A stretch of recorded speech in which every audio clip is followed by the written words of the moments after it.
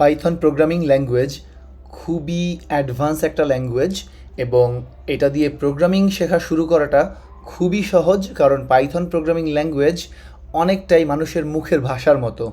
So Python programming ল্যাঙ্গুয়েজের প্রথম programme আমরা শিখতে যাচ্ছি। সবার আগে আমাদের দরকার হবে একটা কম্পাইলার।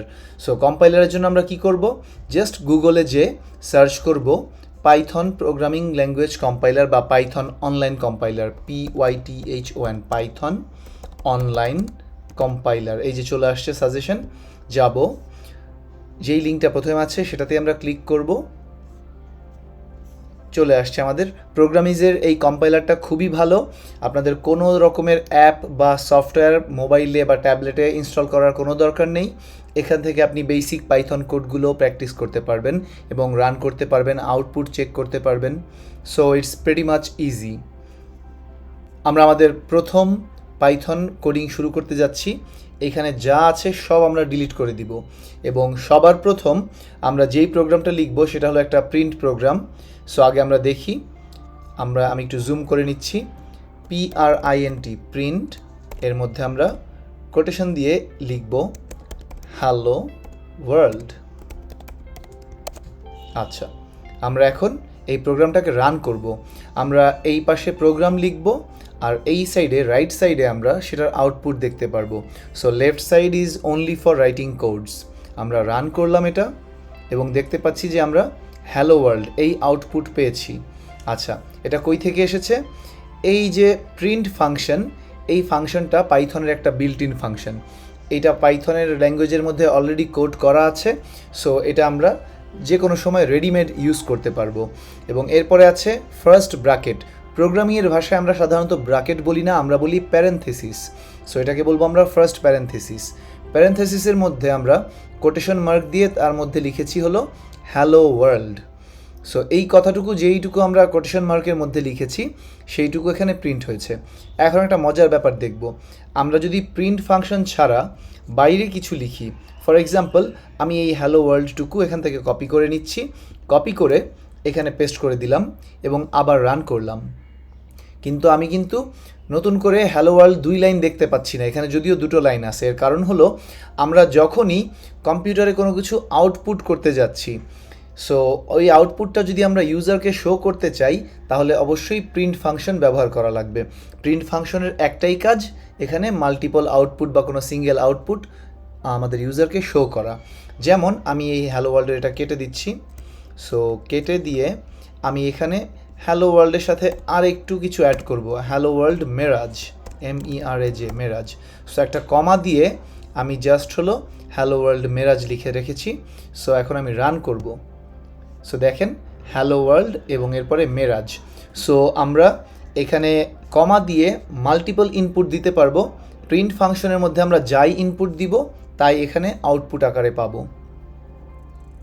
আচ্ছা, এখন আমরা ডিফারেন্ট কিছু ট্রাই করি। আমি এখানে এইটুকু কেটে দিয়ে লিখব my name is Meraj. Okay, so এই অংশটুকু আমি কম্পাইল করছি, রান বাটনে ক্লিক করছি, রান করে আমরা দেখতে পাচ্ছি মাই নেম ইজ মেরাজ চলে এসেছে। খুব সুন্দর না? প্রোগ্রামিং ল্যাঙ্গুয়েজ শেখা খুবই সোজা, পাইথন শেখা আরও সোজা, কিন্তু একটু ধৈর্য ধরে সময় নিয়ে লেগে থাকতে হবে। জাস্ট প্রিন্ট ফাংশনের মধ্যে আমরা মাই নেম ইজ মেরাজ লিখেছি। একটা জিনিস লক্ষ্য করব, এখানে ফাইলটার নাম হলো main.py। পাই মানে হলো পাইথন। পাইথন প্রোগ্রামিং ল্যাঙ্গুয়েজে আমরা কোনো ফাইল সেভ করলে ওইটার এক্সটেনশন হয় .py। সো এটার ফাইলের নাম হলো মেইন, সো এক্সটেনশন হলো .py, সব মিলিয়ে main.py। আচ্ছা, এখন আমি ব্যবহার করব ভ্যারিয়েবল। ভ্যারিয়েবল কি আমরা কিছুক্ষণের মধ্যেই শিখে যাব।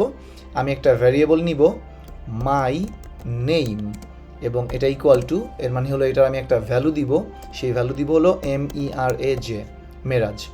এখন আমি মাই নেম ইজের এখান থেকে এই স্ট্যাটিক্যালি যেই লেখাটা লিখেছি এটা আমি ডিলিট করে দিলাম এবং ডাইনামিক্যালি নামটা শো করার জন্য আমি কমা দিয়ে লিখব মাই নেম, অথবা এখান থেকে আপনি জাস্ট ডিরেক্ট কপি করে ফেলতে পারেন, তাহলে ভুল হওয়ার সম্ভাবনা কম থাকবে।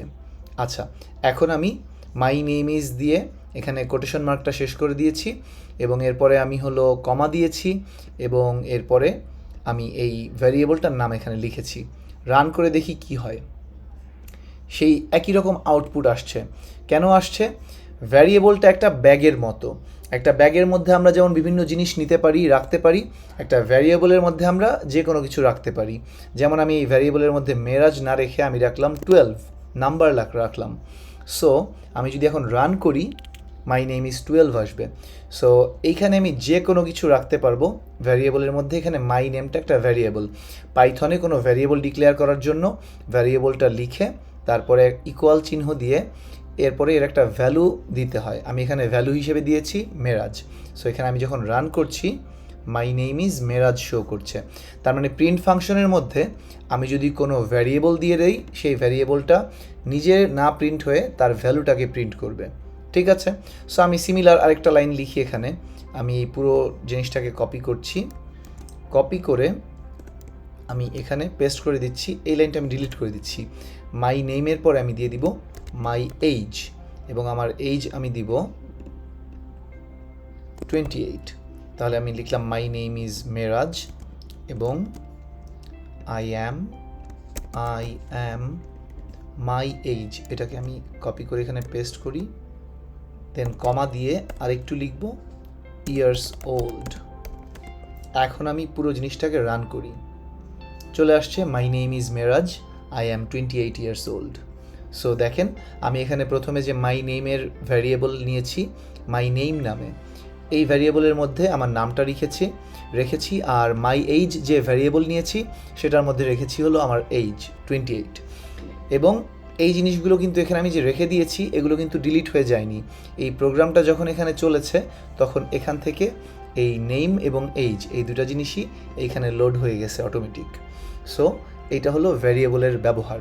এভাবে আমরা যে কোনো ভ্যারিয়েবলের মধ্যে যে কোনো কিছু রেখে দিতে পারবো এবং পরবর্তীতে প্রোগ্রামের কোনো একটা প্রান্তে যে আমরা সেটা ব্যবহার করতে পারবো। এখন আমরা একটা জিনিস লক্ষ্য করি, মাই নেম এই কথাটা আমি কিভাবে লিখেছি। এটা আমি যদি এইভাবে লিখি মাই স্পেস নেম, এবং এখানে যদি আমি এইভাবেই এটা লিখি মাই স্পেস নেম, তাহলে দেখি কি হয়। আমি রান করব, এখানে একটা এরর আসবে। কি আসছে?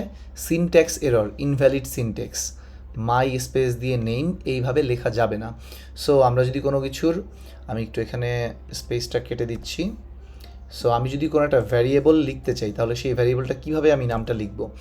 আইদার আমি এভাবে লিখতে পারবো মাই VARIABLE, মাই ভ্যারিয়েবল একসাথে, কিন্তু এইভাবে অনেক সময় লিখলে আমরা বুঝতে পারবো না যে আসলে কি মিন করতে চাচ্ছি বা কী জন্য ভ্যারিয়েবলটা নিয়েছি।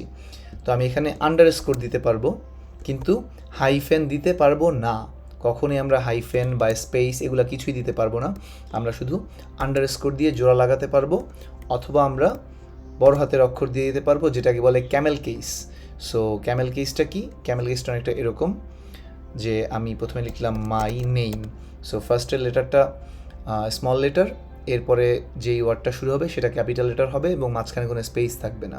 আচ্ছা, আমি মাই নেম 001 এইভাবে লিখতে পারবো, সেটাও ওকে, কিন্তু আমি কোনো নাম্বার প্রথমে দিতে পারবো না, যেমন 001 মাই নেম এভাবে আমি দিতে পারবো না।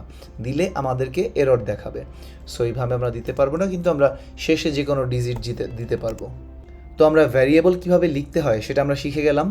সো ভ্যারিয়েবলগুলো সাধারণত রিলেটেড কোনো কিছু, যেমন হলো এখানে এই ভ্যারিয়েবলটার মধ্যে আমি আমার নাম রেখেছি, সো এটার নাম আমি দিয়েছি মাই নেম, আর এই ভ্যারিয়েবলের মধ্যে আমি রেখেছি আমার বয়স, তাই এটার মধ্যে দিয়েছি আমার বয়সটা। সো আমি যদি এটার নাম দিতাম মাই এইজ এবং এটার নাম দিতাম মাই নেম, অনেক দিন পরে আমি যদি এই প্রোগ্রামটা চেক করি, আমি হয়তো বা ঠিকমতো বুঝতে পারতাম না যে আমি কেন এরকম দিলাম বা কোনো কারণে দিয়েছিলাম কি না। সো এই জিনিসটা অনেক বেশি কনফিউজিং হয়ে যায় যদি আমরা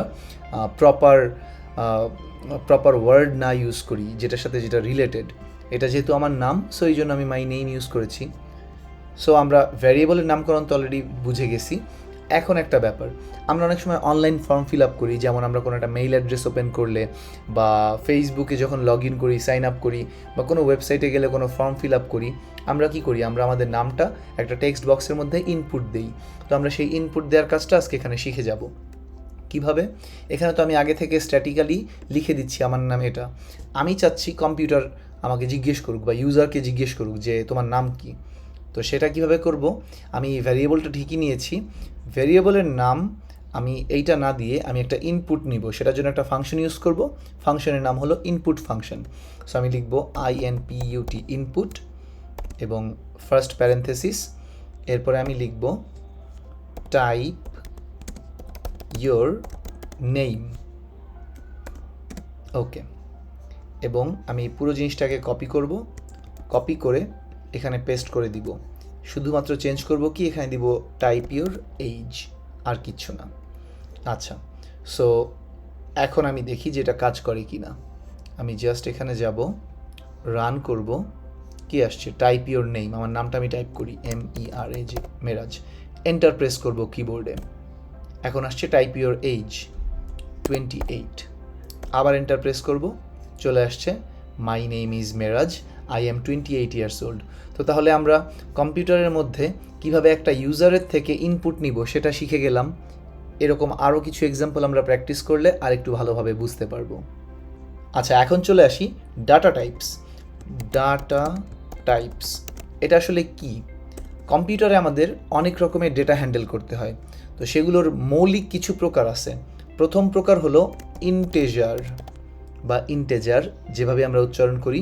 ইন্টেজার হলো 1, 2, 3, 31 এরকম পূর্ণ সংখ্যা। এরপরে আসে ফ্লোট বা ফ্লোটিং পয়েন্ট।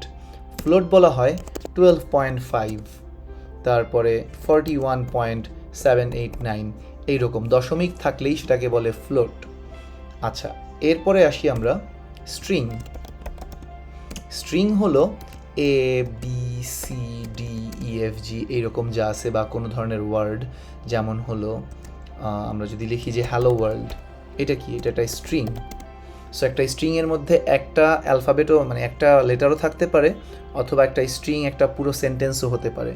যেটাই হোক না কেন সব কিছুই স্ট্রিং, এবং সব স্ট্রিংকেই লেখা হয় কোটেশন মার্কের মধ্যে। সো আমরা লিখব এইভাবে A অথবা ABC অথবা যে কোনো ধরনের ওয়ার্ড। সো এটাকে আমরা সিঙ্গেল কোটেশন অথবা ডাবল কোটেশন যেটার মধ্যেই লিখি না কেন, পাইথনে দুইটাই ভ্যালিড। সো এটা নিয়ে কোনো সমস্যা নেই। আচ্ছা, আরেকটা ডেটা টাইপ আছে, সেটা হলো বুলিয়ান, BOOLEAN, বুলিয়ান। বুলিয়ান মানে হলো ট্রু অথবা ফলস। কোনো কিছুর ভ্যালু কম্পিউটারের কাছে দুই রকমই হতে পারে, হয় ট্রু অথবা ফলস। বাইনারি যেহেতু কম্পিউটারের প্রধান ভিত্তি, সো বাইনারিতে দুইটাই ডিজিট আছে, 0 আর 1। সো কম্পিউটারও দুইটা জিনিসই বোঝে, ট্রু অথবা ফলস। সো এগুলো নিয়ে আমরা পরে আবার ডিসকাস করব, আপাতত বেসিক আইডিয়া আমাদের হয়ে গেল। আচ্ছা, আমরা এখন একটা লম্বা প্রোগ্রাম দেখব। আমরা যতটুকু এখন পর্যন্ত শিখেছি সেটুকু ব্যবহার করি আমরা একটা সুন্দর কন্ট্যাক্ট ফর্মের মতো কিছু একটা বানাবো। সো আমরা দেখি। প্রথমে আমি প্রিন্ট ফাংশনটা লিখব। প্রিন্ট ফাংশনের মধ্যে দিব হোয়াট ইজ ইয়োর নেম। আচ্ছা, এরপরে আমি একটা ইনপুট নিব, সেটা হলো ইউজার নেম। ধরেন কোনো একটা অনলাইন ফর্ম ফিল আপ করছেন এবং ওইখানে আমরা ফর্মের ডিজাইনটা করছি, যে ফর্মের মধ্যে কী কী ডেটা দিবে। সো এখানে দিব ইনপুট ফাংশন। ইনপুটের মধ্যে আমরা বসাবো please type your name here. Okay, so এই অংশটুকু আমি আবার পুরোটা কপি করে নিচ্ছি। কপি করে আমি আবার নিচে পেস্ট করে দিচ্ছি। এরপরে দিব হাউ ওল্ড আর ইউ।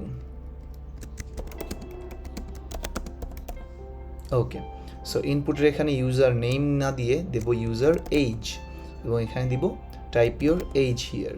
আচ্ছা, আমি আবার এই পুরোটাকে কপি করে নিচ্ছি। কপি করে পুরোটাকে আমি এখানে আবার পেস্ট করে দিচ্ছি। এখন দিব হোয়ার ডু ইউ লিভ।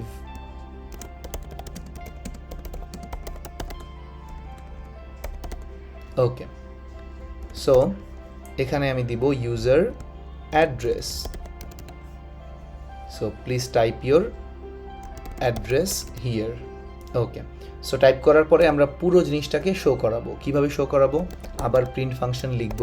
প্রিন্টের মধ্যে দিব ইউ আর স্পেস দিয়ে কমা দিব, স্পেস দিয়ে আমরা এই ভ্যারিয়েবলটাকে এখানে বসাবো ইয়োর নেম।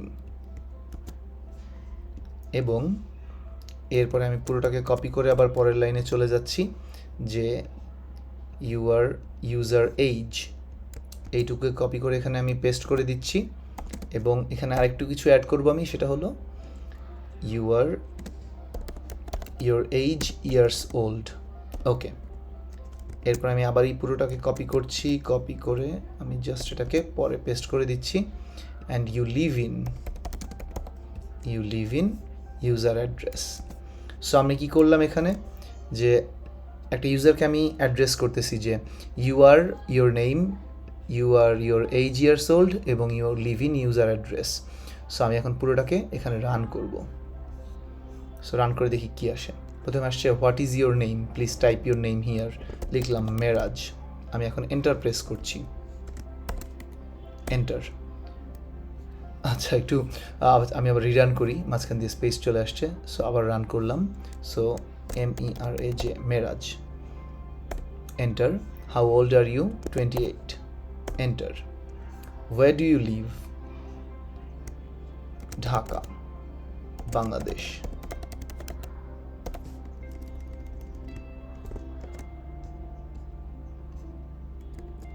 এন্টার প্রেস করলাম। সো এখানে চলে আসছে you are Meraj, you are 28 years old, you live in Dhaka, Bangladesh. So খুবই সহজে আমরা পাইথনের দুটো বিল্ট ইন ফাংশন, প্রিন্ট এবং ইনপুট, এই দুটোই আমরা শিখে গেছি। এই দুটোর অনেক বেশি ব্যবহার আছে এবং এই দুটোর অনেক মজার ব্যবহার আমরা করতে পারবো বিভিন্ন জায়গাতে, বিভিন্ন প্রোগ্রামে। সো আপাতত এই দুটো একটু সবাই প্র্যাকটিস করবো আমরা বাসায়, এবং পরবর্তীতে আমরা পরবর্তী ভিডিওগুলো দেখব। ধন্যবাদ সবাইকে।